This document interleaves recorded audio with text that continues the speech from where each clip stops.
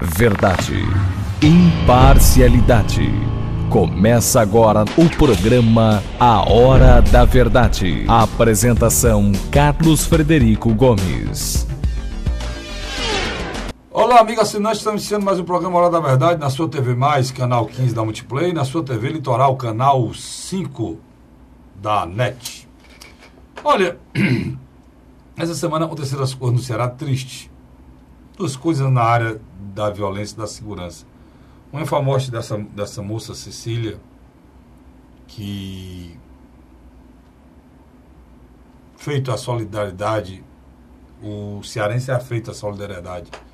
E realmente o povo do Ceará, o fortalezense principalmente, ele se colocou no lugar da família daquela menina, estudante de Direito, que era estagiária no Fórum Clóvis Bevilacqua, que indo para o trabalho foi abordada por os vagabundos que tiraram a sua vida sem levar nada. Pura maldade.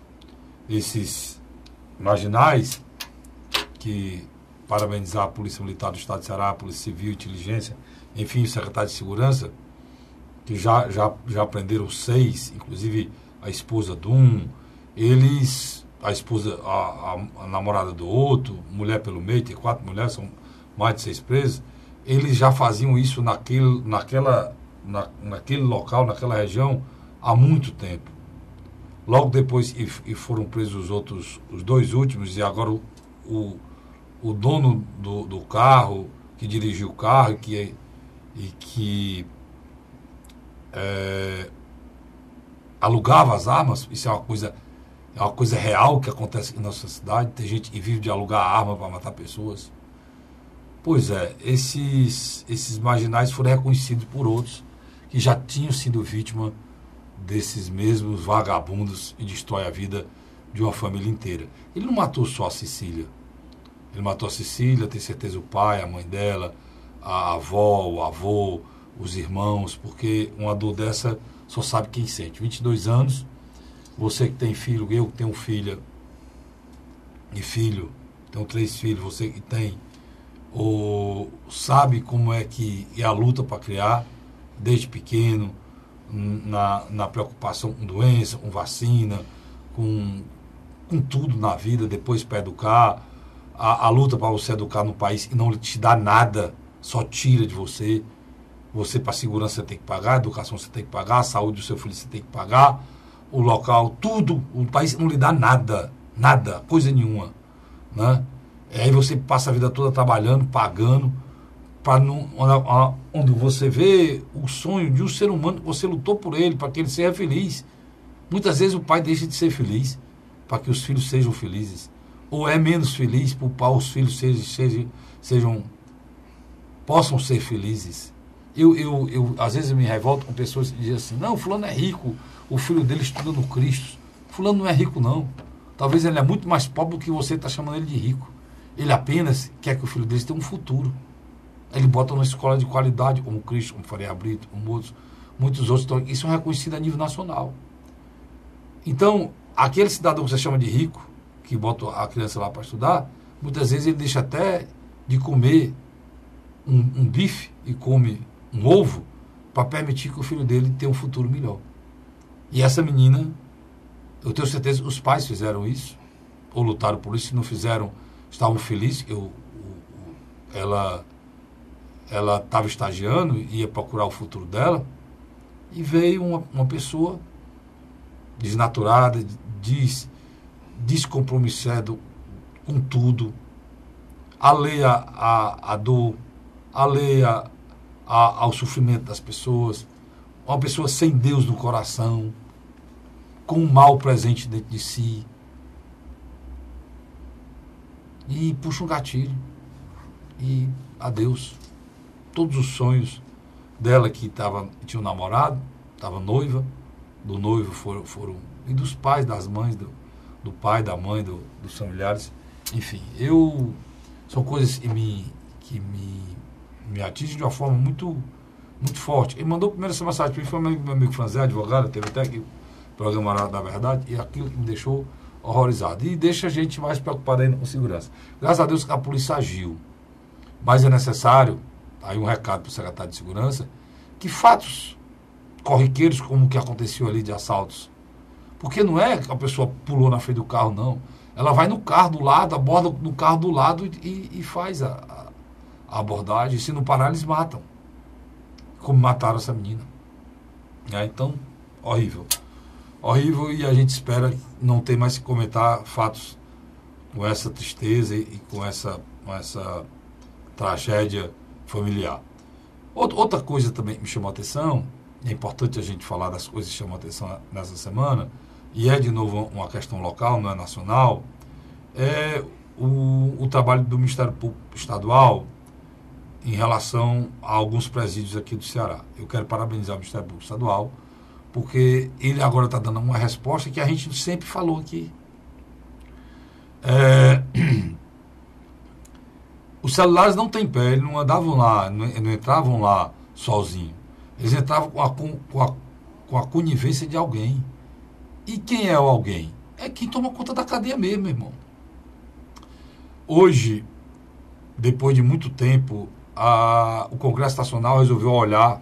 Não sei nem se vai dar certo. Estou dizendo, ele resolveu olhar e está exigindo que esse fundo penitenciário, o FUNPEN, seja usado para alguns equipamentos necessários nas cadeias. Um deles, eles estão pedindo, estão colocando na lei para que seja comprado, exigido, bloqueador de celular e o scanner.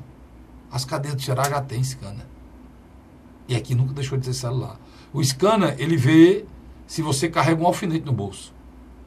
Não é? E lá, o que foi visto e foi descoberto e colocado, não que os 4 que foram afastados estivessem fazendo isso, não. Mas era no mínimo conivente.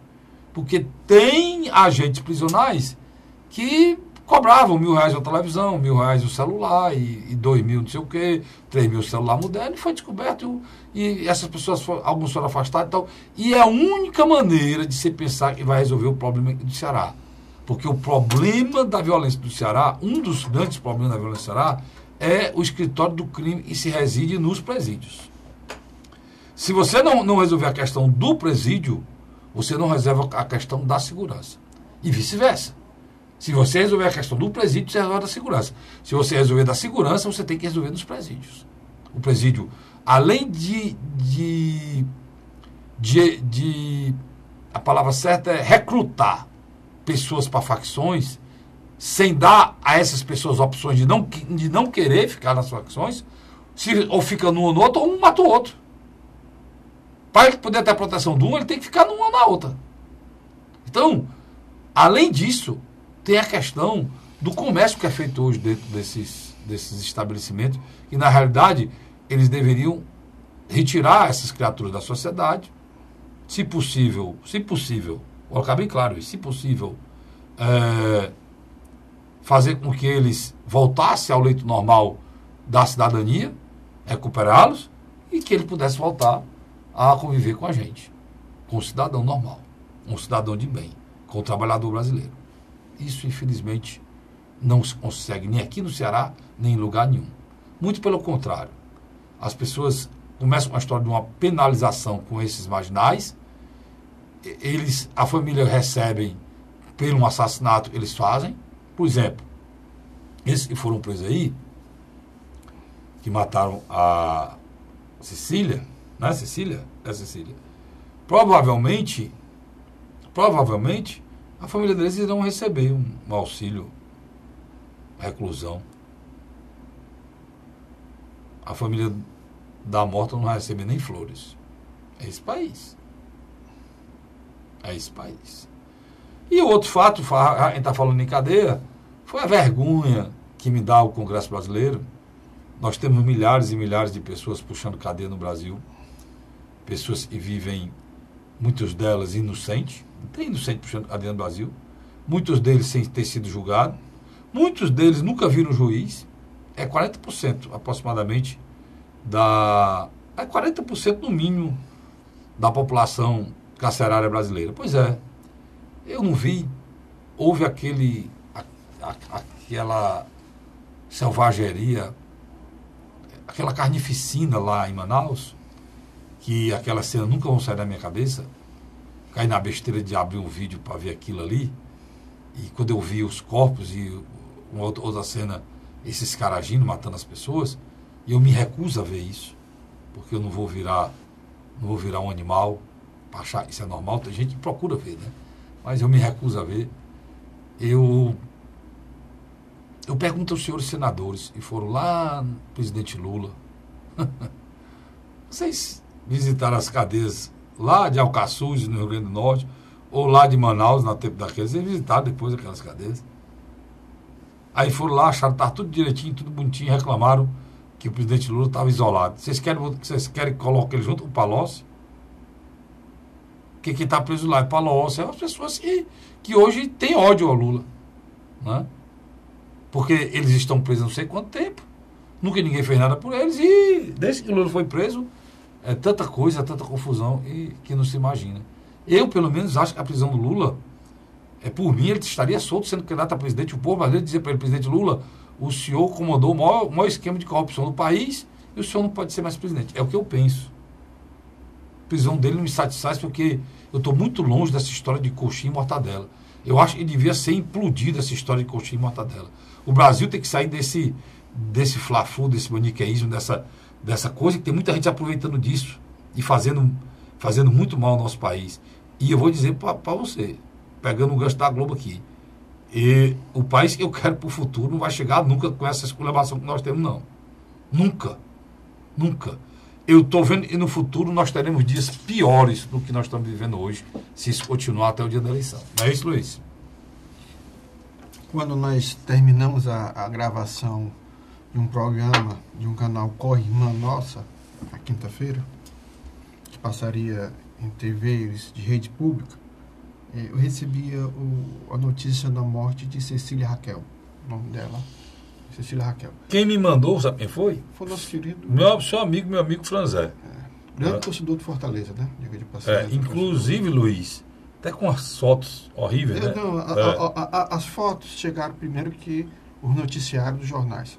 As fotos, para você ter uma ideia, só eu apaguei 30 fotos dessa magnitude lá da cena do crime. Não, só vi uma e para mim bastou. Não, mas estou dizendo... Ela com a cabeça tombada, com um tiro na nuca. Mas como muitas pessoas mandaram ao mesmo tempo, era a mesma foto, nitidamente. O blog tem um blog do Luiz Cláudio, se você quiser ouvir o blog do Luiz Cláudio, tem um blog, né? Mas o Luiz fez uma coisa que eu não fiz, é legal o que ele fez. Ele fez um grupo do WhatsApp do blog dele.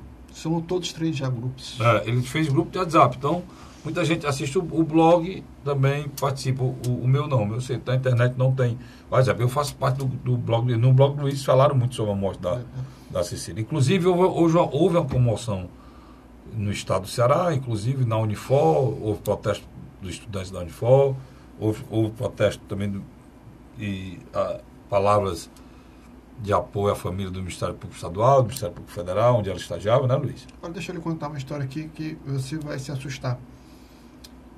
Quinta-feira a gente terminou o programa que eu mencionei, que a gente faz na TV Pública, que passa tanto na TV Fortaleza e na TV Assembleia.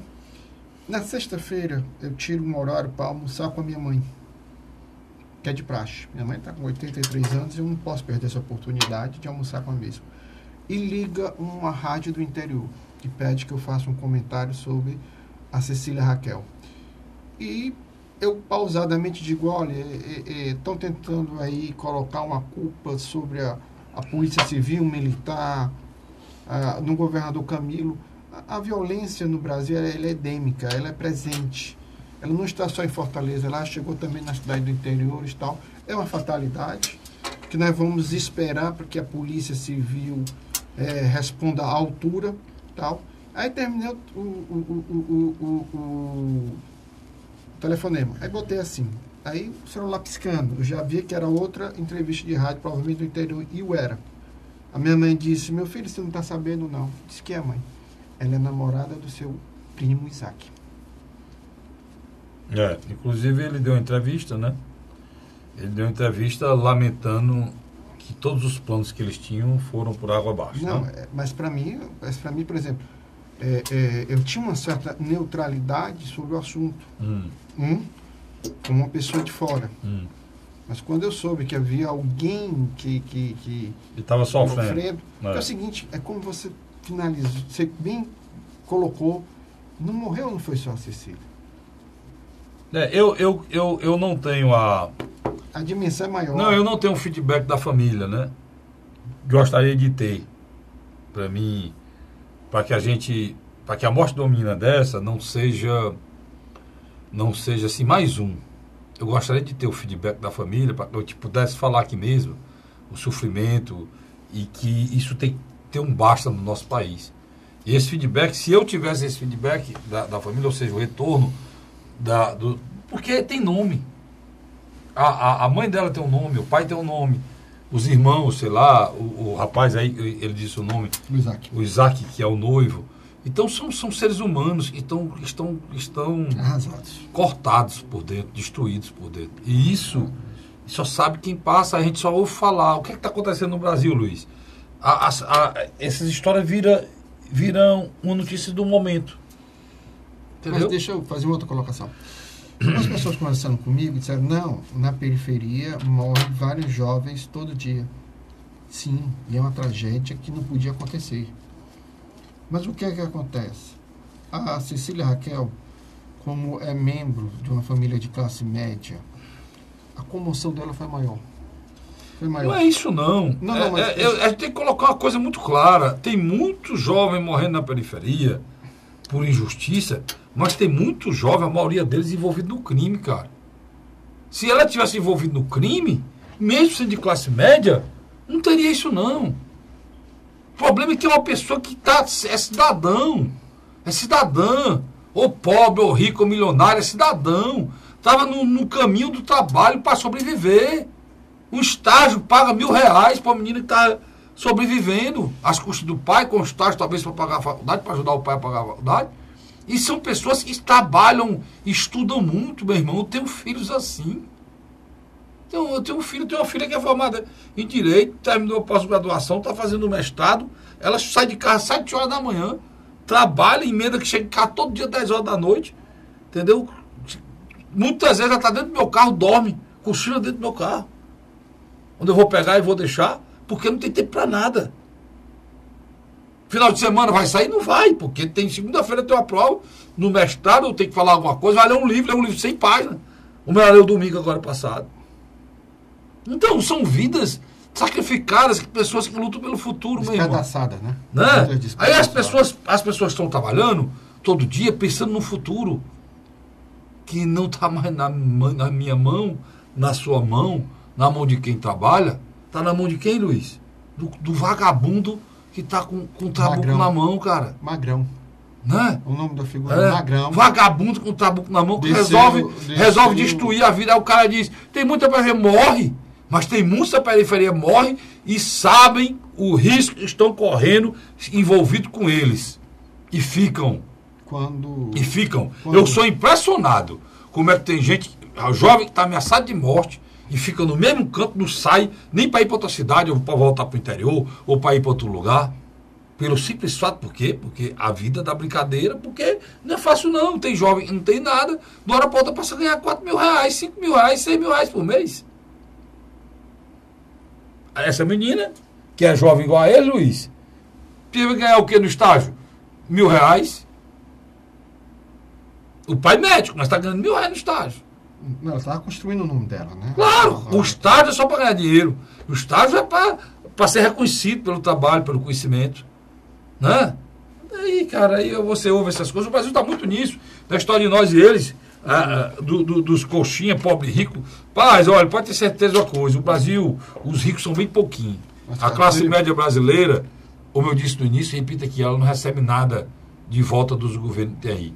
Pobre, rico e miserável. E classe média, pobre, miserável, não recebe nada. Rico não precisa mesmo receber, não. Mas a classe média não recebe coisa nenhuma de volta do governo. Nada. Mas antes de finalizar o primeiro bloco, quer dizer, ela vinha saindo ela estava na Pedro Paulo, no Parque Manibura. O cara encostou. O cara desceu armado, esse tal de Magrão. Ela se assustou. botou o pé no acelerador, o cara não pensou 2 vezes. Matou porque quis. Matou porque quis. Matou porque quis. A polícia rapidamente prendeu toda a gangue que fazia esses assaltos. Eu vou dizer os nomes, não tem problema não, já estão presos. Antônio Norato Pinheiro Macedo Filho, 18 anos. Leonardo Lima do Nascimento, 21 anos. Jeanderson da Silva Barbosa, 21 anos. Jéssica Ferreira Oliveira, 26 anos. Jefferson de Souza Rodrigues, 24 anos. E Antônio Alexandra do Nascimento, 37 anos. 2 mulheres, como eu falei. O Rodrigo Barbosa de Mouro, que é o mentor, que é o cara que liderava a gangue, 29 anos. Foi o último e foi preso. Quer dizer, eu lhe pergunto, novos podiam estar usando o potencial deles para outra coisa. A mesma idade dela. Mesma faixa etária de idade. Só que ela estava estudando, trabalhando, lutando pela vida, e eles matando. Para ter uma vida. Aí quer que eles tomam o dinheiro, tomam a carteira, tomam o carro, dirigindo o carro, aí vão cheirar cocaína, fumar crack, fazer orgia. Para encerrar, são 6 vítimas sociais? Então, são caminhos. Aí você diz, não, mataram para a periferia. São caminhos, irmãos. São caminhos. A gente deve se preocupar, são as crianças, e nesse momento, estão sendo chamadas pelo tráfico para ir por esse caminho. Essa é a nossa luta, essa deve ser a nossa preocupação. Porque esses que entram, é muito difícil sair. Mas se você, não é com 14 anos não, viu, prefeito Roberto Cláudio? Não é com 15 anos não, viu, prefeito Roberto Cláudio? Vamos falar de Fortaleza logo. A preocupação deve ser aí no início, aí, com 10 anos, 8 anos, 10 anos. Essas crianças gostam da escola, que tem uma merenda que preste, que elas vejam um rumo na vida, que elas sejam alfabetizadas para poder continuar. Porque muitas delas, Luiz, entram no desespero de não ter aprendido nada. E para frente não entende nada. E mais para frente aí abandona. Então, definitivamente, a segurança pública é uma coisa muito interessante. O que menos importa, a causa pior mesmo é o policial na rua. E não é isso que vai resolver o problema. O que resolve o problema é uma ação forte na oportunidade para crianças e jovens não enveredar por esse caminho. Porque não é brincadeira não. O que já morreu de jovens nesse estado, esse ano, no ano passado, e ainda está cheio de bandido por aí, todos jovens. O Luiz falou. Todos jovens. A mais velha aí é uma mulher. 37. É mais velha, é tudo jovem. Tudo de 22 para baixo. Não, de 18 a 29. A 29 anos. Nós temos que ir para um rápido intervalo. Eu volto já. Não sai daí não para te falar de vários assuntos ainda no programa Hora da Verdade. Volto já. A Hora da Verdade.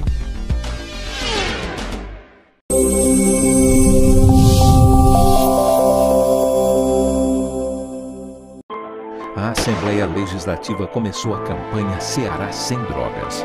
A discussão vai ser levada para todo o estado, prevenindo a população e buscando soluções para resolver o problema. Participe da campanha. Juntos ficamos mais fortes para combater essa verdadeira tragédia que destrói famílias, futuro e muitas vezes a própria vida. Ceará Sem Drogas, uma luta de todos nós. Assembleia Legislativa do Estado do Ceará. José de Arimanteia, Uruoca. Acordo 8 horas, 9 horas, aí carrego o carro e vou lá pegar água. Aí sai distribuindo os comércios. Estrada dessa, faz gosto de você andar. Você não gasta pneu, tem economia no bolso e anda rápido. Sertanejo pega uma estrada boa, fica feliz, fica contente. Assim como o trecho que liga Uruoca a Martinópole, o governo do Ceará está fazendo mais de 1.000 quilômetros de estradas mais importantes da vida de muita gente. Governo do Ceará.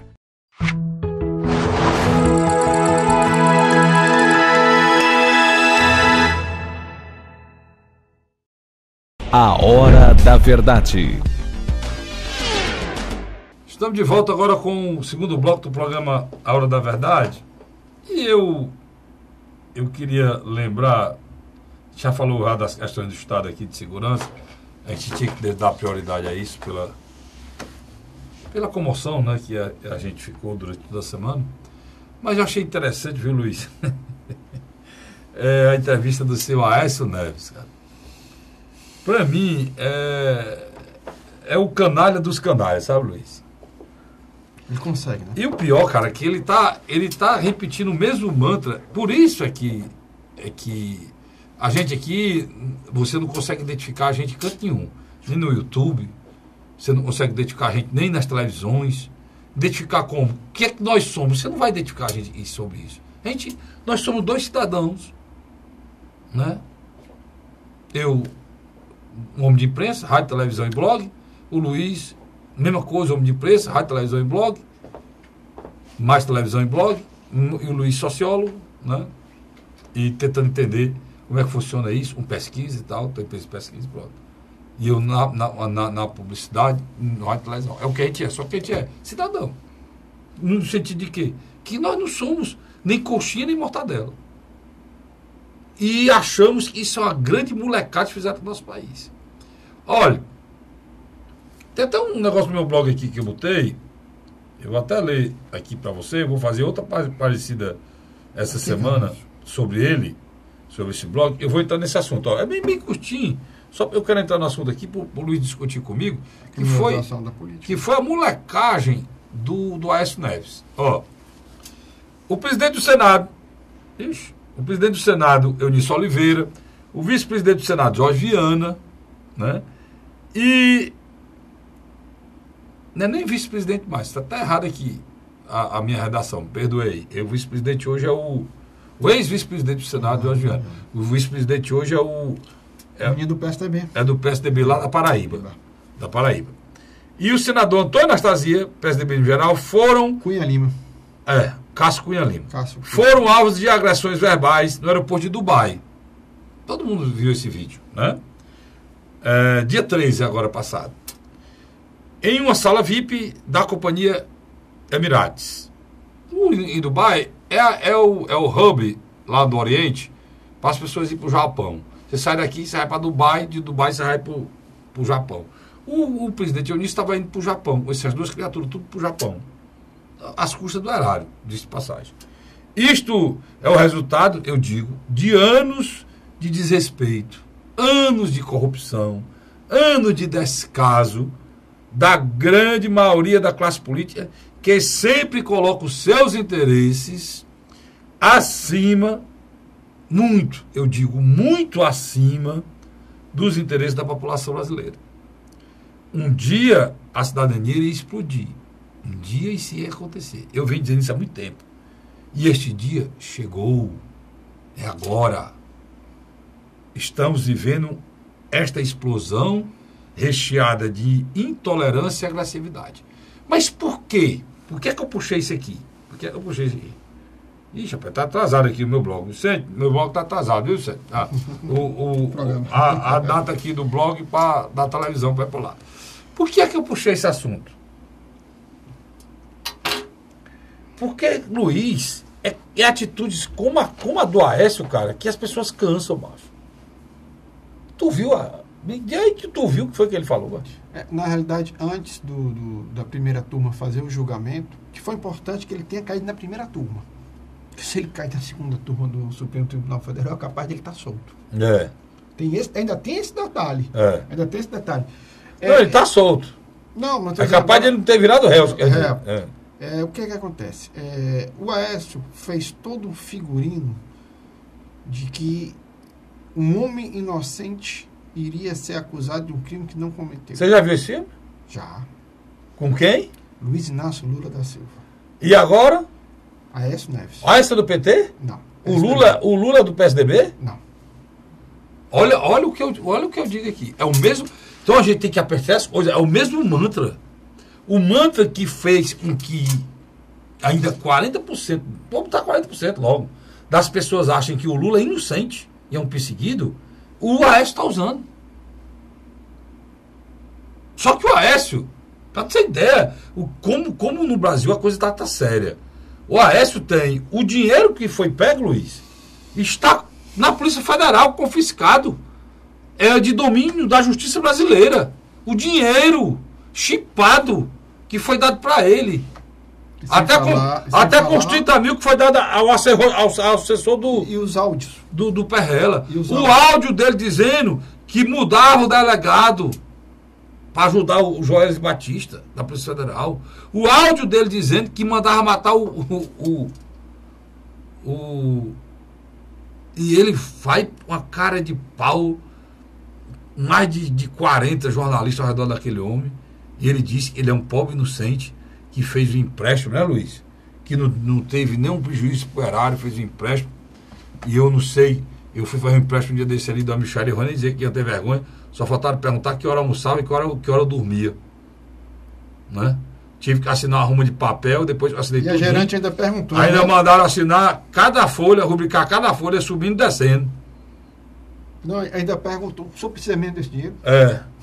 E só Deus sabe o juro que eu vou pagar para esse dinheiro. Aí um vagabundo, tanto nome não, recebe, faz empréstimo de 2 milhões e recebe mala, que onde é que esse homem tá, macho? Em 1.230? Onde é que esse homem tá? Pelo amor de Deus, Luiz. Isso é dito abertamente, cara, como defesa, advogado de defesa. Por isso que eu digo, mas é muito difícil o cara ser advogado. Tem pena, cara. O cara levar uma mala de 500 mil na época de hoje, eu fui tirar um dia desse para pagar o dinheiro para pagar o meu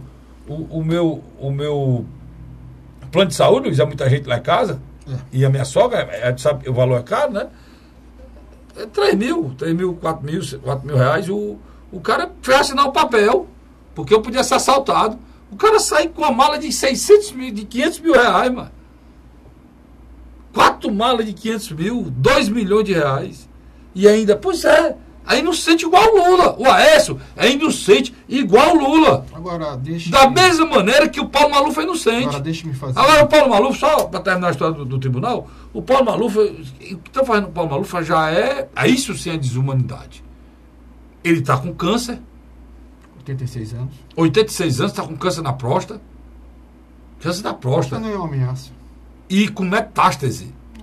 E com metástase. Caçem o mandato dele, mande esse homem ficar em casa. Ele já está preso pela doença, meu irmão.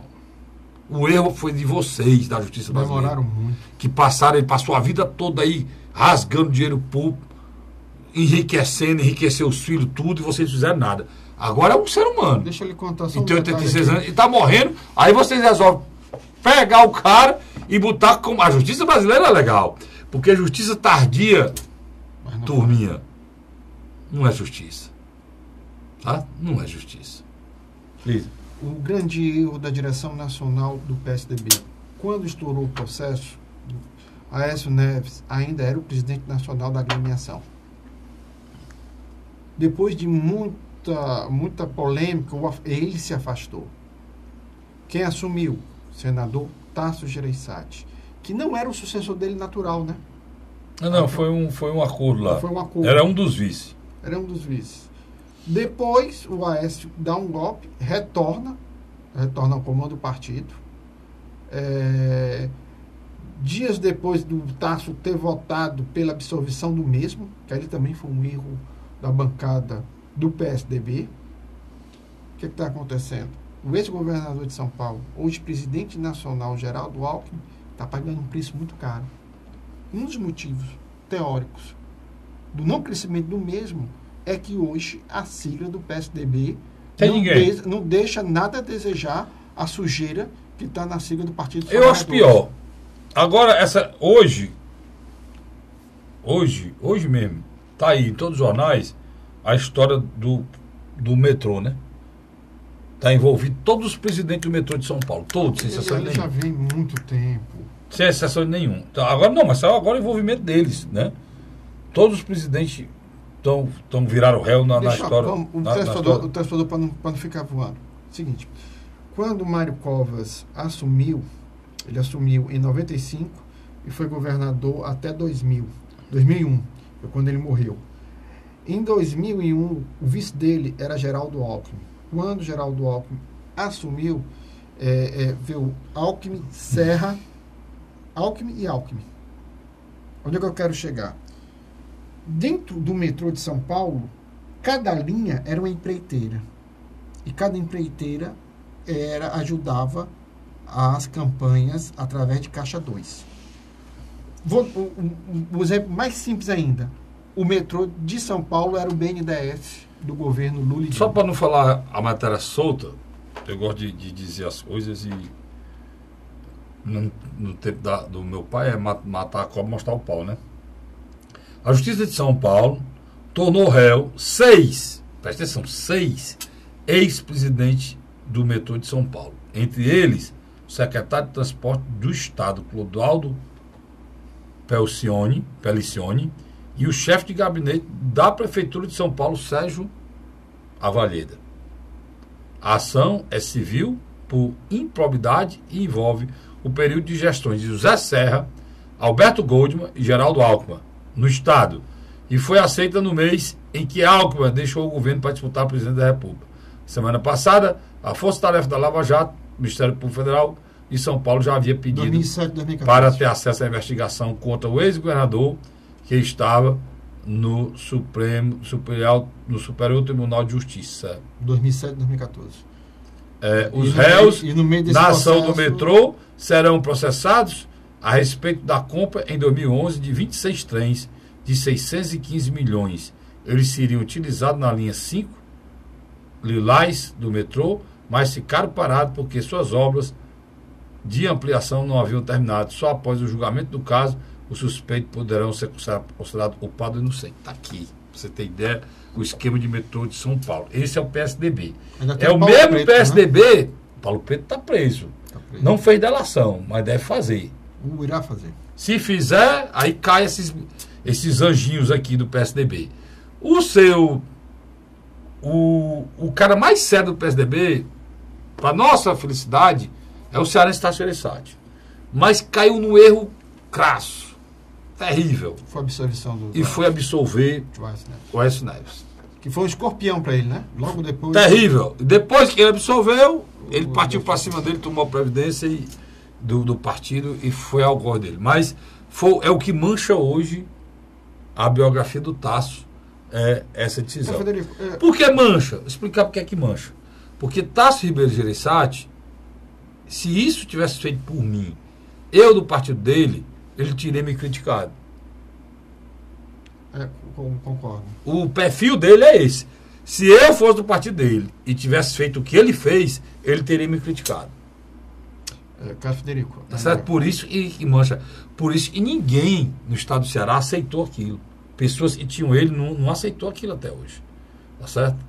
Não aceitou. E lembrar que o PT, só para encerrar o assunto do Aécio, o PT votou pro Aécio continuar como senador. O Carlos. Porque aí você imagine isso aqui. Olha, vocês do PT que estão reclamando, não existe igualdade na justiça brasileira. Eu vejo o discurso da Gleice Hoffmann no Senado, falando da história lá, que ela está pedindo ajuda dos muçulmanos. Pois é, teve uma confusão com a outra senadora do Rio Grande do Sul, Ana Amélia.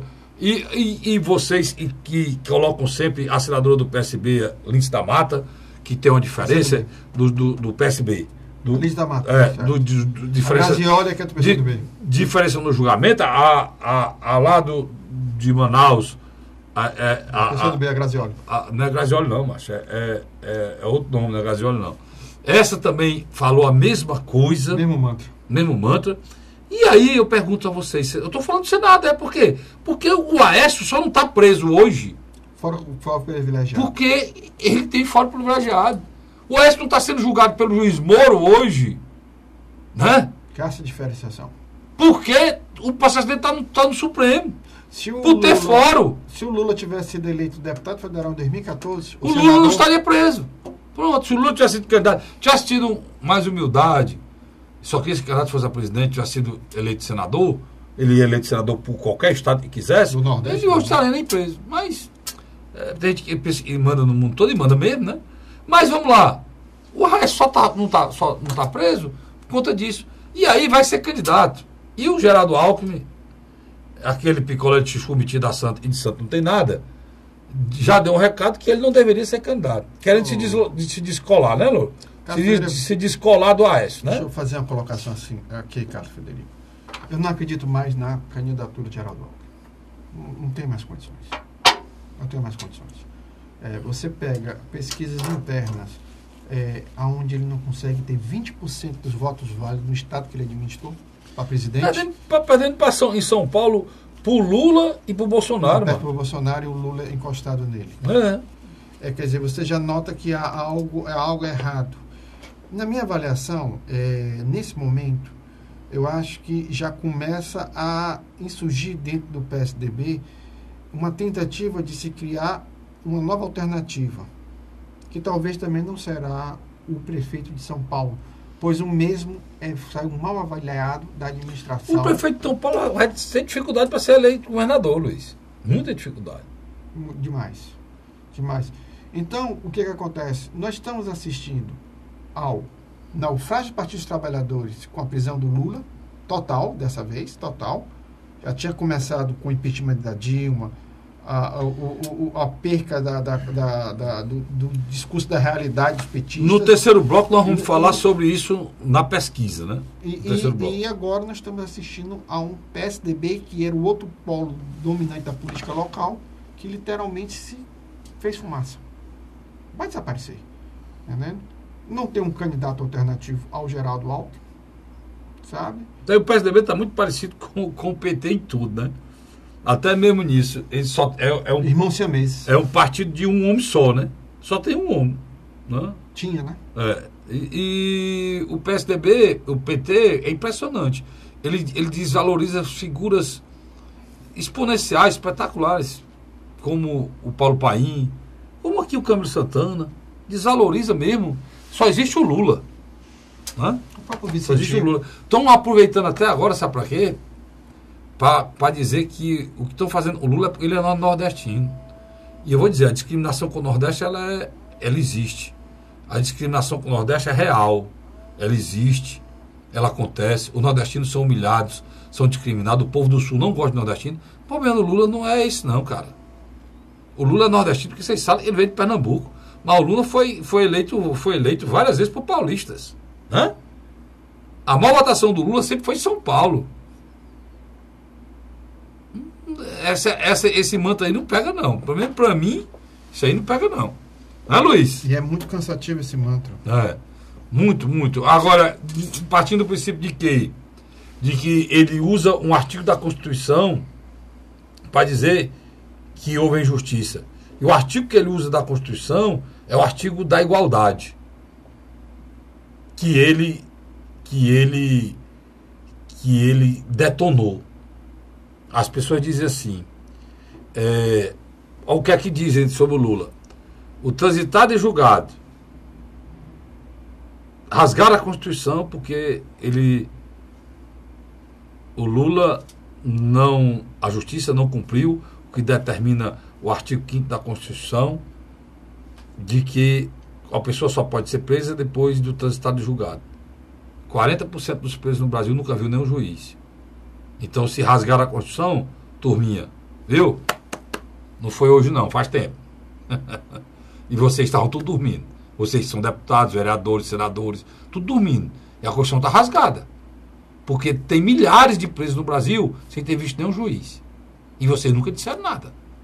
E a Constituição, até prender o Lula, era normal. Aí vocês rasgam a Constituição de novo.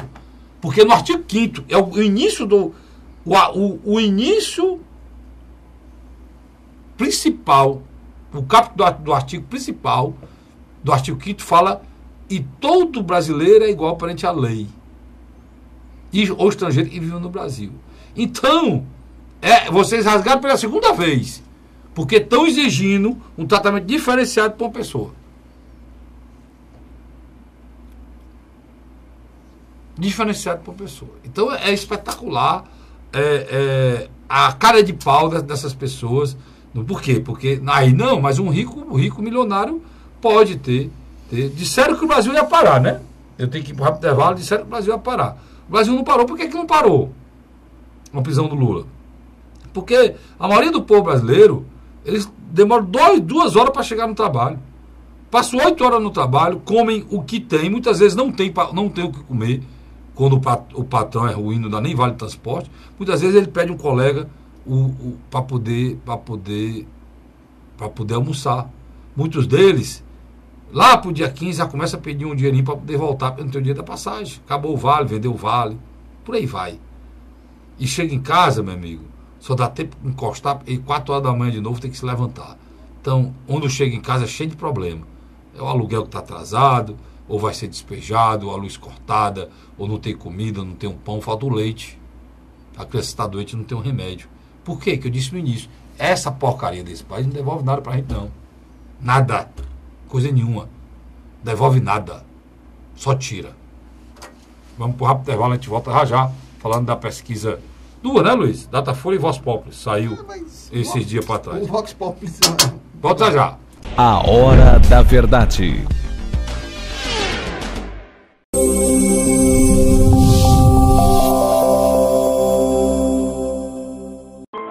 A Assembleia Legislativa começou a campanha Ceará Sem Drogas.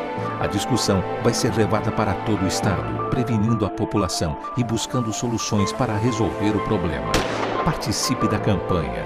Juntos ficamos mais fortes para combater essa verdadeira tragédia que destrói famílias, futuro e muitas vezes a própria vida. Ceará Sem Drogas, uma luta de todos nós. Assembleia Legislativa do Estado do Ceará.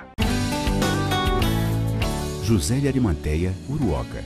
Acordo 8 horas, 9 horas, aí carrego o carro e vou lá pegar água. Aí sai distribuindo os comércios.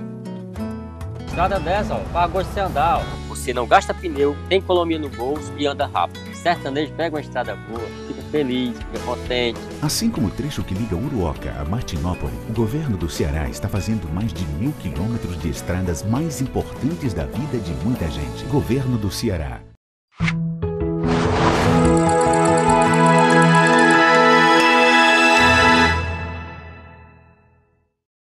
A Hora da Verdade. Voltamos com o programa A Hora da Verdade na sua TV Mais, canal 15 da Multiplay, na sua TV Litoral, canal 5 da NET. Luiz, vamos aí para a pesquisa. Fizeram a pesquisa depois do Lula preso, pra você entender. Feito pela Datafolha, que eu não confio muito, não. Datafolha tem um viés. Tô certo ou errado, Luiz? Esquerda? Não, você está correto. Tem reconhecido por todo mundo que conhece um pouco de política desse país. Eu não sei se ele é esquerda, mas eu acho que ela tem suas preferências e por isso ela tem seus interesses em jogo. Pronto. Eu, por exemplo, acho que no Brasil... o Luiz está aprendendo a trabalhar nesse programa aqui. Esse programa aqui, ele não tem esse negócio de barreira, não. A gente fala o que a gente tem vontade. Eu acho que há muito tempo já devia ter a CPI sobre as pesquisas eleitorais. Pois é, mas eles estão falando... Eu não acredito em pesquisa de gente que não sabe nem ser candidato. Mas eles estão falando porque o que aqui isso aí é indução. É indução. É para manter o cabelo. O Lula foi preso, mas ele ainda tem 30%. Então é indução. Né? Apareceu o Joaquim Barbosa, a negada botou ele lá para cima já. Né? Aí manteve uns caras que ele não gosta sem sair do canto. E aí eles vão brincando. Isso é um perigo, né, cara? Eles vão brincando. Tá aqui, ó. Meu óculos, a caneta, o copo e o celular. Então eles vão brincando. Vamos deixar o copo aqui em primeiro. Né? Por quê? Porque não tem como aferir isso, bicho. Não tem como aferir nada disso. Só que se induz. Mas por que as pessoas funcionam? É contra a democracia, porque o eleitor brasileiro só vota em quem ganha. O perfil do eleitor brasileiro faz que um dono de um instituto de pesquisa grande seja um cidadão milionário. Porque os caras que querem ser eleitos, sabe se eles saíram bem na foto, né, Luiz? Eles vão até o final para ganhar. Quem quer aferir se é certo ou errado? Só no final. Mas no final tudo já foi induzido. No interior, eles tangeram os bodes. E aí pronto, está resolvido. Vamos lá. Cara, Frederico, o cenário ele varia muito. O cenário com Lula, que é o cenário que eles fizeram com quase todas, da Lula com 31, Bolsonaro com 15, Marina Silva com 10, Joaquim Barbosa com 8, Geraldo Alckmin com 6, Ciro Gomes com 5. Preste atenção. Lula 31, Ciro 5, Marina Silva 10, Álvaro Dias do Podemos 3, Manuela Dávila com 2, Fernando Collor de Mello com 1, Rodrigo Maia com 1, Henrique Meirelles com 1 e Flávio Rocha do PRB, que é o dono da Riachuelo, com 1. O restante não chega a pontuar. Não sabe, 3%. Branco nulo e nenhum, 13%. Agora vamos para o cenário sem o Lula. Tem uns dados aqui meio interessantes quando você coloca sem o Lula. Tá não certo? Tem cenário sem o Lula, mas fale. Não, mas é interessante. cenário sem o Lula, o Jair Bolsonaro praticamente não cresce. Vai para 17, ele tinha 15, né? A Marina Silva dá um upgrade. De 10 vai para 15. Joaquim Barbosa, de 8 vai para 9. Ciro Gomes vai para 9%. E ultrapassa Geraldo Alckmin. Isso é o ponto de até o pessoal da esquerda já está com raiva disso. E é interessante. O Álvaro Dias, com a saída do Lula, cresce. Coisa que o Geraldo Alckmin, literalmente, não cresce. Eu falo isso porque o nome do Geraldo Alckmin é um nome nacionalmente conhecido. Já foi candidato a presidente. Ele tem um recall. Agora Luiz, eu estou duvidando da história do Joaquim Barbosa, cara. Manuela Dávila, 2%. Fernando Collor, 2%. Fernando Haddad, 2%. Michel Temer, 2%. Rodrigo Maia, 1%. Flávio Rocha, 1%. João Amoedo, do Novo, 1%. Guilherme Boulos, 1%. E os restantes candidatos na TIG. Brancos e nulos, e nenhum, vai para 24%. E não sabe, 4%. Só aí são 28% dos eleitores. Você nota, quando você tira o Lula, tem uma grande parcela da população que literalmente não sabem quem vai votar. Carlos Frederico. É muita gente. Rapaz, bora ler aqui uma já que está falando de eleição, eu acho que o Lula vai candidato até o final, porque eles não vão tirar o Lula, eles vão fazer como faz no interior, ele leva, quando chegar lá no final, porque eu vou explicar de novo para vocês entenderem. Aqui é o seguinte, o partido é quem escolhe o candidato, pode ser quem for. É inelegível? Mas eles vão mandar o nome dele para lá. Quando o cara é candidato a presidente, o tribunal que recebe esse pedido de registro é o Tribunal Superior Eleitoral. É a última instância. Chega lá, o tribunal vai indeferir. Isso, e aí? Todos os recursos possíveis e imagináveis que esse país dá, ele terá. Isso vai até quando? Vai até o prazo final, porque botaram na lei, graças a Deus, é de dia não, que tem um prazo final. É 14 de outubro, não, é 14 de setembro. A véspera do final. 14 de setembro. 2 semanas. 14 de setembro. 2 semanas. Tem que o TCE decidir se o cara pode ser candidato. Aí, daqui até 14 de setembro, o Lula é candidato. O PT não tira pra ninguém. Se 14 de setembro aconteceu, que a gente já sabe que ele não pode ser candidato, o que é que acontece? Tira-se o Lula e bota um bode, um jumento. Deixa eu só ali. Qualquer coisa. Deixa eu só ali. Porque é a pessoa que vai pra lá, pro lugar dele, ninguém vai votar nesse bode ou nesse jumento. Vão votar em quem? Vão votar no Lula, mesmo sendo outra pessoa. Entendeu, né? É essa a estratégia do PT definida e falada, e é essa a estratégia que vai até o final. Eu quero que depois você converse com algum advogado amigo seu da área eleitoral, mas isso não foi debatido, mas eu tenho uma ligeira impressão, eu não vou confirmar, mas eu tenho uma ligeira impressão que, mesmo com a mudança do candidato do PT, o número 13 e a foto que vai aparecer lá é o Lula. Talvez não tenha mais tempo para mudar. Sabe? Mas é bom. Agora, por falar em Lula, vamos ver o que ele disse aqui. Preso desde dia 7 de outubro, o ex-presidente Luiz Arce enviou nesta quarta-feira passada, importante isso aqui, por meio dos seus advogados, primeira vez que ele mandou alguma coisa para a população, né? Recado aos seus militantes que estão acampados na cidade em seu apoio. A mensagem foi lida por militantes à tarde pelo vice-presidente nacional do PT, Márcio Macedo. O recado diz o seguinte, vamos lá, abre aspas. Queridos e queridas, companheiros e companheiras, vocês são o meu grito de liberdade todo dia. Se eu não tivesse feito nada na vida e tivesse construído com vocês essa amizade, já me faria um homem realizado. Por vocês vale a pena nascer e por vocês valerá a pena morrer. Esse foi o segundo recado enviado por Lula da prisão. É um, assim, meio catastrófico, né? Messiânico, né? Meio messiânico, né? E ele acredita no personagem. Ele acredita. Ele disse até que ele não é mais uma pessoa, ele é uma ideia, né? Não é. Então, pronto. Ele está dizendo que vale a pena morrer, é até preocupante. O que mais me preocupa é que tem senadores que nunca pisaram numa prisão. Mas foram. Quer dizer... Foram. É porque Luiz, ó, eles e essa coisa é tão séria, eu vou dizer para vocês. Para mim, política tem um limite. Só que tem um detalhe. É por esse motivo. Mas esses senadores não foram com o dinheiro do bolso dele, não. foram representando uma comissão do Senado que pior ainda. Nosso dinheiro. Foi pior ainda, então. Foi pior ainda. Ó, tudo na vida tem limite. E política deveria também ter limite, mas não tem. Eu sou horrorizado com aquelas figuras. Não vou falar do PT, não. O PT tem gente muito boa. Tem gente séria, gente honesta no PT. Falar daquelas figuras que rodeiam o presidente Lula. Eles não são mais políticos. Eles fazem parte de uma seita. Eles não trabalham. Eles não estudam. Eles só fazem política. E a política está acima de tudo. Velório da mulher do presidente Lula foi o primeiro cadáver que eu vi na vida vestido de vermelho.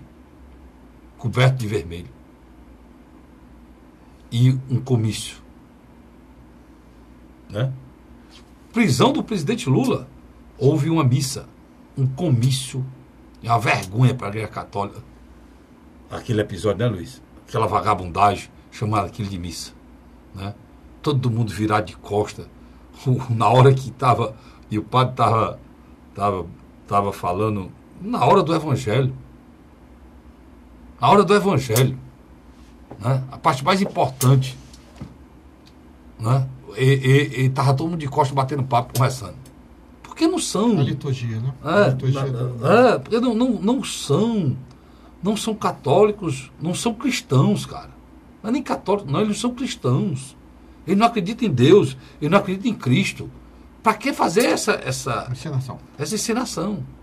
Então, hoje, Luiz, não tem limite nem a prisão do Lula. Eles não fazem um auto. A prisão do Lula, eles não respeitam nem o cidadão Lula como preso. Não interessa. Tudo é feito e tudo é procurado, tudo é buscado por causa da política. Agora, a política está acima do cidadão Lula, a política está acima do filho do Lula, da mulher do Lula, a política está acima de tudo. Isso é inaceitável. É por isso que transformaram esse país no que nós nos transformamos, Luiz. Entendeu? Isso não é mais... Isso é uma seita, cara. O que tem no Brasil é pior que as pessoas estão entrando nisso. Eu sou jornalista, radialista, apresento televisão, tenho um blog. Eu não discuto em rede social, irmão. Eu só espio. A minha opinião eu dou aqui para você. Porque eu não vou discutir com pessoas que não querem enxergar o que está na vista dela. Né, Luiz? Carlos, o que está acontecendo? Existe um vazio na política e ele vai ser preenchido por alguém. Deus me livre. A imprensa... Deus me livre, Luiz. E que sejam esses que estão aí se apresentando. Mas na política não existe vazio. O que está acontecendo? De um lado, eu vejo o Ciro Gomes criando uma proposta propositiva. Mas já era para ter crescido mais, né, Luiz? Debatendo com o mercado. Os institutos de pesquisa botaram um peso em cima dele. Mas eu acredito piamente que estão puxando o Ciro para baixo. Eu acho que o Ciro cresceu. É isso mesmo. Botaram um peso em cima dele. É tanto que quando tira o Lula, eles são obrigados a subir. Concordo com você. Porque o Lula está com 37, foi para 31. Quando tira o Lula, o Ciro sobe porque sobe. Mas aí que está o Ciro. Como é que o Ciro sobe quando tira o Lula? E quando o Lula perde, o Ciro não sobe? É um bom questionamento. Se você me explicar, eu não tenho dado, mas você me explicar como é que pode ser aí. O cara perde 7 pontos, o Ciro não ganhou nenhum. Foi para quem? A própria Marina, quando o Lula cai, também era para ganhar. Não, os pontos nessa pesquisa doida aí, os pontos do Lula foi pro Joaquim Barbosa. Joaquim Barbosa no cenário anterior da Datafolha estava. Chegava entre 4% e 6% e agora está entre 8% e 10%. Quer dizer, dá um salto de 100%. Joaquim Barbosa. Sim, aí o eleitor do Lula vai votar no Joaquim Barbosa? Pois Joaquim Barbosa que condenou o Lula no mensalão? Não existe isso, velho. Isso é louco, cara. Concordo com você. Se dissesse, não, o Bolsonaro perdeu e foi pro Joaquim Barbosa. Perfeito. O Bolsonaro perdeu? Perdeu nada. Quem perdeu foi o Lula. Aí vai pro os pontos. Quem aumenta o Joaquim Barbosa. Não dá. Isso aí não dá pra mim, não. Né? Era pra ter aumentado quem? Vamos lá. Pra ter aumentado Marina, pra ter aumentado Ciro, pra ter aumentado Boulos, pra ter aumentado Dávila. É o que eu entendo, eu faço isso há muitos anos já. Até um eleitor suburbano e da periferia e do Nordeste que votaria no próprio Bolsonaro. Bolsonaro que mesmo, aqui no Ceará, se o Ciro e o Lula, eles têm empate técnico aqui no Ceará, né? É isso, mais ou menos, né, Luiz? Com uma ligeira vantagem até pro Lula aqui. Se você tira o Lula daqui, vai acontecer o quê? O Ciro dobra a votação daqui. Porque tem gente que nem gosta dele, mas por ser cearense, o cara pensar assim, porra, rapaz, se esse cara for o presidente, ele vai deixar de arreitar o estado dele? Ele não vai. Então é natural. Não é, Luiz? É natural.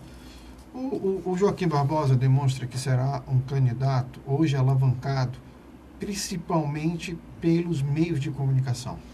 Há um desejo de se encontrar um candidato de centro a qualquer custo. A Globo tem ele tem um bom trânsito da Globo. Né? Ele tem um bom trânsito da Globo. A Globo viveu muito perto do Joaquim Barbosa na época do Mensalão, Luiz. E o mercado financeiro já se entusiasmou com o mesmo. Você tinha dentro do Partido Socialista Brasileiro a bancada federal o apoiando, o Senado, a bancada do Senado dividido, mas os governadores não queriam nem ouvir falar. Mas durante essa semana o cenário mudou. Já há um certo otimismo em relação ao Joaquim Barbosa. Eu acho que... Ele está sendo apresentado hoje, quinta-feira, né? Ou foi ontem, quarta-feira? Quinta. É hoje, quinta-feira.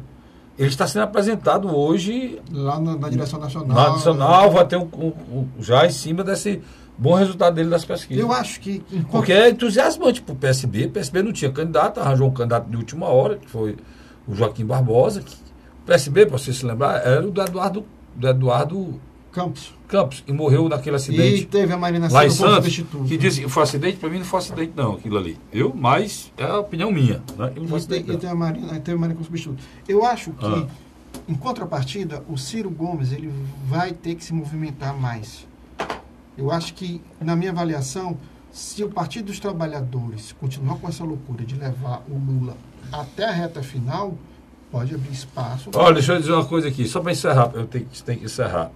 O quadro no Ceará não parece, e não vai dar WO não, viu? Eu já postei um negócio sobre isso aqui, as oposições se movimentaram, a possibilidade de estar ser candidato hoje é grande.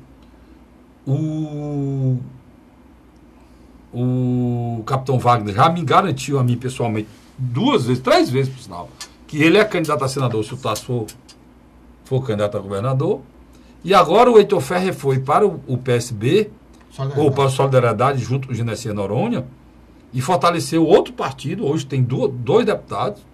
Quer dizer, a oposição ficou mais forte ainda na Assembleia, e um deputado federal, o Genesi, com muita força, naquela região dos Inhamuns, né? O Luiz é muito amigo deles, e eu sabe disso. O Tasso fortaleceu o próprio partido, coisa que não acontecia há anos. Há anos o PSDB só definha. Desde 2007. E o PSDB agora cresceu. Figuras como Roberto Pessoa, que foi a vida toda do PFL e depois do PR, foram para o PSDB. O PSDB hoje tem 2 deputados estaduais, tem 2 deputados federais, porque ainda trouxe o Danilo do DEM, Danilo Forte, e já tinha o Raimundo Gomes de Mato, tem o Danilo Forte, tem o Carlos Mato estadual, tem hoje a Fernanda Pessoa estadual, e ainda tem o prefeito de Maracanaú, a cidade de maior arrecadação depois de Fortaleza. Firmo Camussa, ligado a Roberto Pessoa. Enfim, a oposição está se fortalecendo. O que pesa para o governador é que o governador tem todo o outro lado, que é muita gente, muito prefeito. O governador tem mais de 100 prefeitos, bem avaliado, faz um excelente trabalho, respeitado no Brasil todo. É um dos melhores governadores do Brasil, mas se não, a coisa pegava... Teria sido... como você falou, Carlos Frederico, hoje não tivemos tempo de falar. Mas próximo programa a gente fala. No seu próximo texto, no seu blog, eu acho que você vai falar um pouco sobre isso, né? Vou falar muito sobre isso, viu? Valeu, Luiz. Obrigado. Você, assinante, obrigado. Eu volto na próxima semana, se Deus quiser. Até lá.